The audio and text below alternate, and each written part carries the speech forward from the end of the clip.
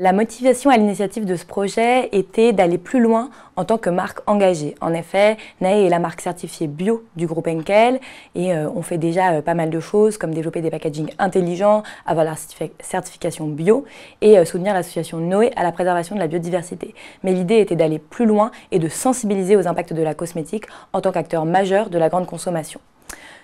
Surtout quand on sait que 80% de l'impact d'un produit cosmétique se fait au moment de la phase d'usage. On considère que c'est donc notre rôle de donner les clés de lecture et les clés de compréhension aux consommateurs pour qu'ils puissent agir dans son quotidien via des éco-gestes. Ce projet est innovant sur deux grands axes. Le premier est que c'est innovant dans le sens où c'est rare qu'une marque s'approprie un concept d'intelligence collective, un jeu d'intelligence collective, pour mettre en avant et pour sensibiliser sur ce type de sujet.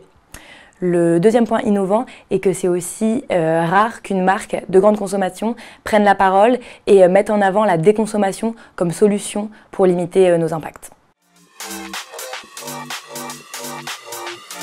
Tout d'abord, nous avons réalisé un premier événement de lancement en avril avec 30 personnes d'horizons variés, des créateurs de contenu, des agences, des collaborateurs et des consommateurs. C'est un événement qui a été très réussi et les retours ont été très qualitatifs. Dorénavant, on est dans la phase d'accélération et on est en train de former tous les collaborateurs Henkel à ce jeu, donc toutes les équipes et tous les départements via des équipes d'animation.